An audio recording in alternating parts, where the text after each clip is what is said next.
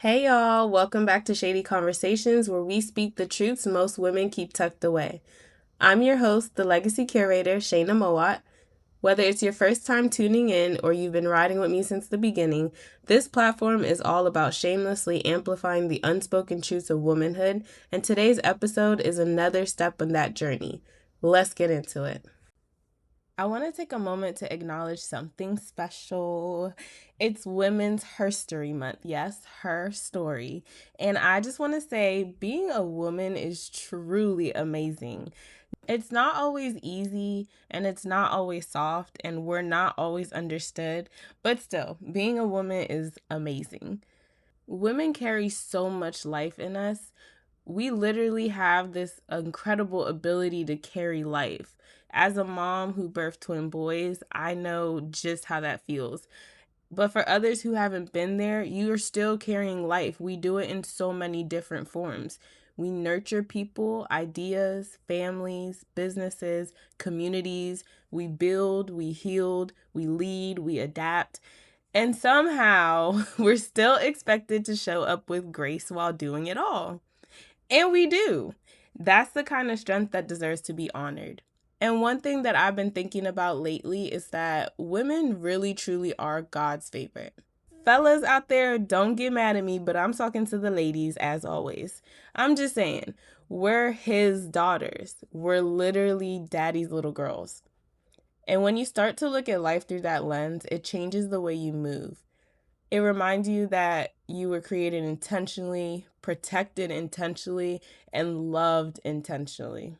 Being daddy's little girl means you walk through life knowing that you're guided, protected, corrected, and deeply loved, and that knowledge shapes the woman that you become. A daughter who knows her father loves her doesn't spend her life begging the world to approve of her. She still grows, she still learns, but she's not chasing attention, affection, or identity from places that were never meant to define her. Being daddy's little girl means your worth isn't negotiable. The world often tells women that they have to be hard to survive. But a daughter who trusts her father knows she doesn't have to armor up all the time. She can be nurturing, empathetic, creative, and emotionally honest without being seen as soft or her softness being seen as a weakness. Softness becomes strength because you're protected. Sometimes being daddy's little girl means that you learn to trust that correction isn't rejection, it's preparation. Because a loving father doesn't just comfort you, but he also disciplines and guides you. You don't have to announce your value everywhere you go. A daughter who knows who she belongs to moves with some kind of quiet authority.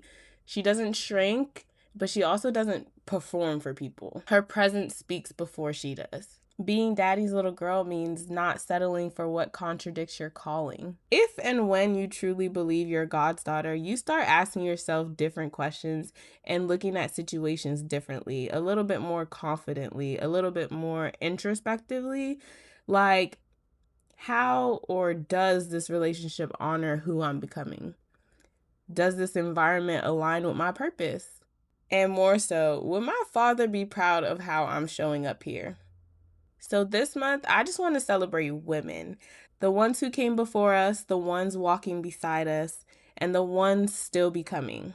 The Psalms 139 women. Because every time a woman heals, grows, leads, or chooses herself in a healthy way, her story is still being written. And around here, we love a woman who evolves unapologetically, okay? What if the one thing you've been avoiding is actually the exact life-changing tool you've been searching for? If you cringe whenever you hear finances or life insurance, it's time to change the narrative. Life insurance isn't about death, it's about stability while you're living. It's how you make sure your family is protected, your business stays afloat, your responsibilities don't fall on loved ones, and your dreams remain intact even when life shifts unexpectedly. At Life by Design Financial, we show families, entrepreneurs, and nonprofits how to leverage life insurance for real freedom. That's asset protection, long-term stability, community impact, and legacy that actually outlives you. Your purpose deserves structure, your dreams deserve protection, Your family deserves peace. If you're ready to stop avoiding the conversation and start building your life by design, let's talk. Connect with Life by Design Financial today. Your future will thank you. All right, back to the episode. So y'all know my birthday just passed last Friday. And y'all know my birthday just passed last Friday. And so I dropped an episode called Psalms 139 Woman this past Sunday. But before I even dropped it, I was having second thoughts. Like I was nervous to put it out because it was just fear again of being seen, even though I know I have something to say, but like, are the people really going to receive this? I know it was real and it was real to me, so I wanted to put it out. I just wanted to hit pause because I just wasn't ready to do that yet. So I started to bargain with God. And let me tell you something. Do not bargain with God because he gonna shake some tables in your life, literally. And now you're just trying to prove your growth when all you were trying to do is just, reserve yourself a little bit. When he says to do something, just do it. So let me tell you guys what happened. Basically, a couple days before, because the episode was already recorded and everything, and a couple days before, I was like, God, like, I don't have anything else recorded right now. Can you just give me another conversation to put out right now? And he was like, well, I already told you what to do, but if you want me to give you something to talk about, I'm going to give you something to talk about. So let me set the scene. It was the weekend before my birthday, and Mother Nature came on strong. Now, I already told you guys that I love birthdays so much and why they're important to me, but I didn't tell you guys that there is a dark side to this. My birthdays are also very trying and sad because of past trauma, which I, in retrospective now, understand that that's probably why I push so hard for them to be amazing, but I'd rather push for them to be amazing than to live in this funk. So now that Mother Nature was setting in and, all the things, my birthday was approaching, I could feel the funk also setting in. And in Maryland also on Monday, they were calling for like a snowstorm the Monday before my birthday, which didn't turn out to be a snowstorm anyway, so whatever. But we had went grocery shopping to prepare. And I was at Aldi's, and they have these oatmeal cranberry cookies. And when you go to Aldi's, once you see something, you just gotta have it. Like, you gotta get it, because next time it probably won't be there. And sure enough, it wasn't there the next time. But I decided that with it being my time, and with this funk setting in, these cookies are gonna be my mood stabilizer because the hormones were raging. So fast forward a day later after I got the cookie. Thankfully, I did get to eat some of the cookies, but a day later, literally the next day, my man was playing around with the kids and in the kitchen. Like, why are you playing in the kitchen? But anyways, all the cookies just fell on the floor. And now this is literally right after I asked God, like, can you just give me something else to talk about? Just bear with me because it's not about the cookies, guys. But anyways, the cookies fell on the floor and I just felt crushed. Like, I guess in a sense I was idolizing these cookies, but they were about to have me in a good mood for this week. While my time was here, up until my birthday got here, like, I was going to be set for the week. Anyways, all the cookies fell on the floor and I wasn't going to eat that. And yeah, so my man's apologizing. He's like, I'm sorry, da-da-da-da-da. But then he starts to say things like, it's just cookies. You're really mad at me over cookies. And in my head, it's like, okay, I try to remember that emotions aren't real. That's something that I had to grow through already. So this is where the test comes in. I'm talking myself out of this like attitude that is being egged on by the raging hormones and things like that. And here he goes egging me on like, it's just cookies. You're really mad over cookies. So as I'm trying to combat my irrational reactions, like, he just won't let it go. And I'm like, just leave it alone. I'm trying to leave it alone. Cookies are, they're done for. Like, let's just move on. But he just keeps going and going and going. But again, I'm trying to remind myself, what you're feeling right now is not real. Do not act irrational, even though what's going through my head is like, explode, explode. But I'm not about to explode. The test was, let me see just how much you grew. Let me see if you're going to be able to hold your composure. God was telling me, like, okay, since you want to bargain with me, I'm going to put you through a test right now. And y'all might not see it this way, but I literally believe that everything is like a sign or a message. Like, it's something deeper to it, because it just so happened that the one thing that I was kind of idolizing for the week, God was like, I'm going to take this from you and I'm going to see how you act. Long story short, I ended up dropping the podcast last week anyways, because I was like, okay, I get it, God. I hear the message, da-da-da-da. It's not much to have a conversation about that by myself. That's kind of the gist of it. I bargained with God. He took something I was idolizing from me to test me, to see just how much I've grown. And yeah, it ended fine. There was no conflict or anything. But in my mind, I was just like, wow, look at how he works. So what I wanted to do was take it to the ladies. So I'm about to introduce a new segment that we're going to have. It's going to be called the Shady Roundtable. It's going to be where I, ask the shady ladies certain questions, and you guys can log in. Well, not log in. You guys can follow up on a form that I have posted on social media to respond, and then it'll be featured later on in an episode. So I took this to the Shady Roundtable, and I asked the ladies a couple questions, and it all came from these cookies dropping on the floor. Anyways, I'm still mad about those cookies because I went back to Aldi's and they did not have it. But again, it was a lesson that needed to be learned, and I learned it. But this episode is called Shady Roundtable, and yeah, we gonna take it there. Now, the Shady Roundtable is not about perfection. It's about perspective. It's really just getting your opinions on a situation or how you would handle it, or just general questions, just to see, where our growth is at and things that we're working through and dealing through. Hey girlies, we're gonna take a very intentional pause because real quick, why haven't you locked in? Here's 15 seconds to get it done. If you're listening on Spotify, hit follow. And if you're watching on YouTube, then subscribe. That way you can be a part of all the conversations, past, present, and what's coming next. Now that we got that out the way, here's 5 more seconds to go like this episode. Thank you for locking in for real. All right, back to the episode. So I created a prompt and I just sent it out to a bunch of shady ladies that I know listen to the show, and people in my circle, like women at my workout group. And I just asked a series of questions just to see how they felt about it. And just to see if other women kind of dealt with the same things that I dealt with and where we were at in our growing. So the first question that I asked was, what's your conflict resolution style?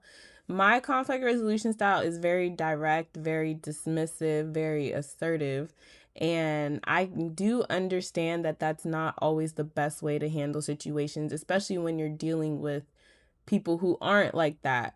And if I do deal with somebody who is like that, then now we're just in a whole big argument, and you could see me if you have to. But yeah, like, I had to learn though, guys. I'm still growing. I'm still learning. So one thing that I learned to work on myself for that, I don't want to say fix myself because, I'm perfect in God's eyes. But anyway, one thing that I had to work on teaching myself is that my emotions aren't real. What I'm feeling right now is not what is. And just trying to be mindful and in the moment and level-headed. So the shady ladies out there, I got a couple people that said that they were avoidant, which is completely opposite of mine. And then I also saw a couple people say that they were accommodating. And I think, so accommodating is pretty broad, but to me, what that sounds like is a little bit of avoidancy because they're not asserting themselves, but also it's like you're putting the other person before you, which is not a bad thing. But in my head, it's like, don't you want them to know how you feel too? But that could just be my toxicness. Not saying that there's anything wrong. It's just interested in seeing different people's perspectives on how they handle situations. So then from that question, I asked, are you an emotional fighter? And if yes, what does that look like? So for me, I'm an emotional fighter only with my man. So with my man, it's like, I'm trying to be respectful because this is my man. This is our relationship. It's really real. It's a real relationship. I'm not trying to say something that I'm going to regret. But I get so angry and upset when I can't say the things that I really want to say. Like, I'm trying to be the bigger person and I'm trying not to be dismissive and I'm trying not to, like, just be rude. So when I'm trying to control myself, I get angry because it's like, you don't see that I'm trying to keep it in right now. Be appreciative, let it go, whatever the case is. Hear me before I really get upset. That's me. I'm an emotional fighter like that when it comes to my man. Now, I know that the tears can be a little manipulative. It can come off as that. But that's not what I'm intending on doing, and it is something that I'm working on when I'm talking to my man, but I'm a work in progress. It's really more so just that I don't want to disrespect you. When it comes to women, I'm not going to lie, and not just women, but other people in my life, family, friends, it really doesn't matter. If we into it, I'm not going to be emotional. I'm not going to cry. I'm going to say what I have to say. And yeah, 3 shady ladies out there agree with me that they are an emotional fighter. They cry during conflict. One person said that they shut down for a minute, and another person said that they cry when they feel big emotions because they're passionate about whatever is at hand, and they tend to feel other people's feelings. This is so interesting to see. Like, on one hand, somebody is an emotional fighter because they're empaths, basically. And on, from my perspective, I'm an emotional fighter because I'm trying not to be disrespectful. I'm trying to show you that I've grown. I'm just angry. This was so cool. Like, I definitely want to do these more often just to see different people's perspectives. Okay, so I told you guys that I handled situations differently with my man and with friends and other people. So, of course, I had to ask the ladies. So, the next question that I asked was, do you approach addressing issues with friends versus your significant other the same way? Majority of people said yes. Okay, so we on the same page there. I'm sure it's for different reasons, but majority of the people said yes. And some people said no. So some people on there said yes, they do handle their partner and their significant other the same way. And I was like, oh, that's cool. I feel like if you can handle everybody the same way, not that it's necessarily you're handling them in a healthy way, but you stand 10 toes down. You are who you are. I like that. But some people did say no. And okay, so we're on the same page. If you don't handle your emotional partner, if you don't handle your partner and your friends the same way, one person said that with friends, they can talk about their issues a little bit more easy. And with their partner, it feels more like betrayal when you get upset because it hurts more that they're not on the same page. I do feel you on that. I wouldn't go so far as to say betrayal. That's your perspective.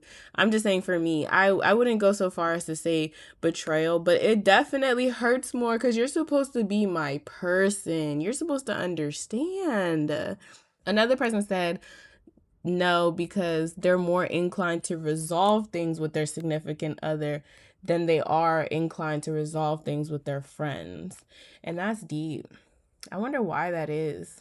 I don't handle my friends and my man the same way either. I don't know. Are friendships like not as important to you? Just something that comes to mind. It's not an issue, but I'm curious. I'm curious to know. Now, this was the most like growth filled answer for a no. So this person said it's different for them because their significant other, it's more urgent to find out what's going on because they live together. And with their friends, they're able to have a cool off period. I could see that. I really could see that. Like with your partner, you want to handle it right here, right now. And with your friends, it's like, okay, if you need space, you need time, I'm going to respect that. I get it. I do get it. It's so interesting to see how different we are. But we all shady ladies out there. Okay, so the next question that I asked was, which is more important in a disagreement between the sexes? Understanding, being right, or peace, and why? I think understanding is more important. I think each person needs to be understood. You guys can have differences of opinion, but as a man, because I'm a woman, I feel like you should be able to understand where I'm coming from, knowing that we think differently. And I should also be able to understand where you're coming from, knowing that we think differently, and then we can agree to disagree. A lot of women out there saw it my way when it comes to our disagreements between the sexes. We just want understanding. You don't have to see it my way, but let's just agree to disagree. But I did have one person that said peace, because sometimes you won't find a place of understanding. And if you can agree to disagree, resolve things amicably, that's okay with me. Okay, so it's kind of the same thing, but two different outcomes. Like, I want the understanding, but we can agree to disagree. And you're saying you want the peace, but let's agree to disagree. That's a very grown way of looking at it. But you see how we're saying the same things, but we want two different outcomes? This was so interesting to me. This is why I like talking to women. Y'all, I wish that I could have had all y'all just on here answering the questions with me. But perspective, guys, perspective. So from there, I went ahead and asked, what is something you wish more men understood about women? Now, this is where we really, really, really get into it. So I'm not going to answer this one. I didn't answer this one for myself, and I'm not going to try to answer it right now because I want to hear what you guys have to say.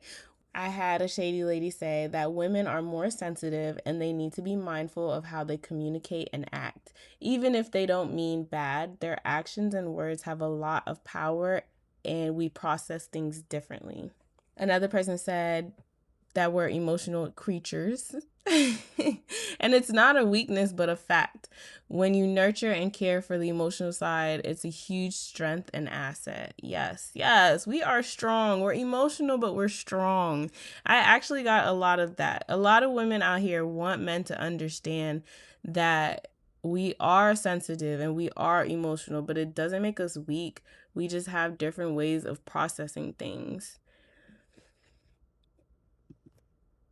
This was a good one. Somebody said that communicating versus not speaking about a conflict is way worse because it opens the door to assumptions.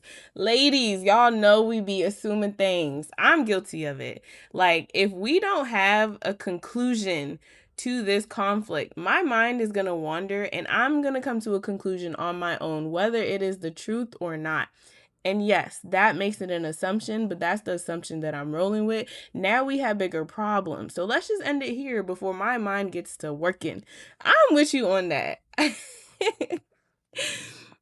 Okay, but I do want to be a little bit fair, and I had to flip it. Still from a woman's perspective, I said, what is something you wish more women understood about men?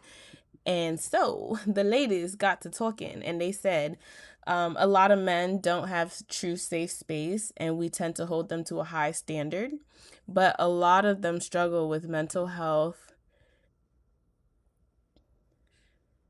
A lot of them struggle with mental health, financial pressures, and trauma from their childhoods, and society doesn't give them the same outlet it gives women to process these things. So most hold it in. You sound like you've been listening to a lot of podcasts, but I 110% agree.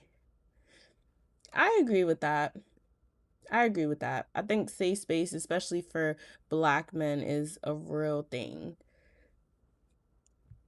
My girl on here said, I wish I knew. Girl, I wish I knew too. What is something you wish more women understood? She said, I don't know. Somebody on here said they don't change. Okay. I I don't know. I think men change, but they change in their own time. But again, perspective. Um, they're not all alike. That is very true. They need love and consistency just like we do. Don't be selfish. Don't make everything about you. Okay, girl, sit down. Yes, sit down. It's not about you. Okay? They need love and consistency too. That's true. I feel like you was talking to me on that one. I wish more women understood how men process their emotions and what they need to help them as they process those emotions. Now, I just wanted a woman's perspective on this, but I definitely think this is a conversation for a man. I can't speak for a man on things like that, but one thing that I wish more women understood about men is that you can't fix a man or change his perspective. At that point, you're just trying to do God's work. Like I said, they have to do it in their own time through their own healing journeys. Um, things of that nature. And unfortunately, a lot of men don't go through healing journeys. Now let's get to the fun stuff, because y'all know this whole episode started because my time of the month started. Name one word or phrase that best describes PMS for you. Now, like, most of these people just said emotional. A lot of my ladies out there are, yes, very emotional. Somebody said irritating. Somebody said annoyed, non-existent. Oh, I love that for you. You don't PMS. And you know what's crazy? I never used to PMS until I got on birth control. Like, I was a perfectly fine human until birth control. That's a conversation for another time. Somebody said, I said, what's a word or phrase? Somebody says, stand clear or give me what I need. No questions. Yes, girl. At this point this week, just let me be as ruthless as I want to be. Okay, so I just wanted to know, because for me, I have a stabilizer and it tends to be food, like the oatmeal cookies. And so I asked other ladies out there, what's your emotional stabilizer? A lot of people said food. Yes, that is a big one. Oh, I got a couple cuddles, a couple sleep. Before pregnancy, weed. Yes, girl, weed was your stabilizer. I feel you. I don't partake myself, but hey, you gotta do what you gotta do. I support the movement. Peace and quiet, just leave me be. That's your emotional state. Okay, I like that. One shady lady said that her worst emotions come before her period actually starts. And when she noticed that she's acting different, she just, lets her spouse know why. I think that is growth right there. Sometimes it just hits you so crazy, but I think that comes with being self-aware and really truly knowing yourself. Because my situation's a little bit differently with the birth control. I'm all over the place. Like, my worst time could be the week before my period, it could be 2 weeks before my period, it could be the week of my period, it could be the week after my period. Y'all, I'm telling you, we gotta have a whole segment on this birth control thing because it's driving me crazy, but it is what it is. Yeah. But I think that takes a lot of self-work to really be that aware of yourself and know, or just your periods must be really regular for you to be able to tell. And I really love that for you, sis. And that's very grown. And I hope your spouse respects when you tell him why and he gives you that time. Like, all right, let me go get her chocolates. Let me go get her oatmeal cranberry cookies. I love that for you.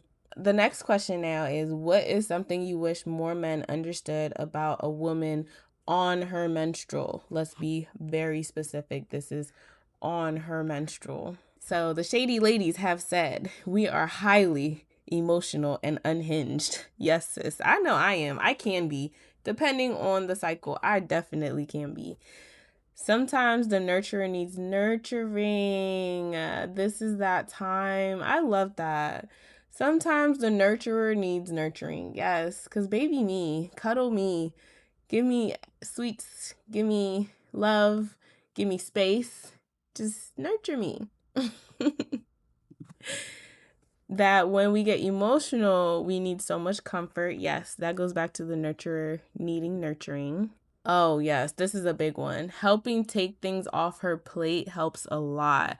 Like helping around the house with cooking, chores, etc. That's a big one for me. Like, I'm a very do-it-yourself girl, but when it's that time, like, can you just do it, please? Like, even if you don't cook dinner, can you wash the dishes, please? I don't feel like putting these clothes away. Can you just, can you get the kids a bath tonight? That's a big one. Take some things off my plate because our minds are going crazy on a regular. So imagine how much more crazier they're going with these hormones pumping through and still having this strenuous to-do list. My shady lady said it's not just a mood. Yes, PMS is not just a mood. Your whole body is literally going through something right now. And it's phases. It's different phases to it, and it's not pretty. You're listening to Shady Conversations, the space where real women speak real truths, hosted by your legacy curator, Shayna Moat. And behind every episode is TSS Motif, the creative engine curating powerful experiences, brand storytelling, and meaningful conversations.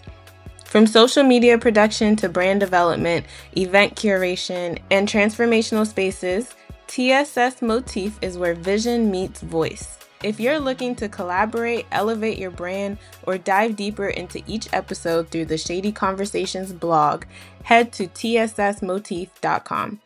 All right, back to the episode. Okay, moving on to the next one. I threw this one in there as a curveball, just for fun. This is like the most controversial question amongst the sexes. So, of course, I just wanted to throw it in there since it was our first round table. Like, let's just ask, let's just see what women have to say. I know what I think. But anyways, I said, are you okay with your significant other having platonic friendships with the opposite sex, and why? Y'all, these answers truly took me out. Okay, but first, let me tell you guys my answer. So my answer is no. But let me explain. I do understand that certain friends have been there from childhood. Those friends can stay as long as they are respectful to me and our relationship. Yes, those friends can stay around. You have friends that become family. Yes. Once we're in a relationship, I don't need you bringing no new girl around, especially if me and her don't have no type of relationship. No new friends. We're not doing that. So I guess it's kind of like up in the air for me. And it's not an immaturity thing, but I'm not a no new friends type of person, but I'm very selective with the people that I have in my space. So if you're new, don't bring no new female friends around me.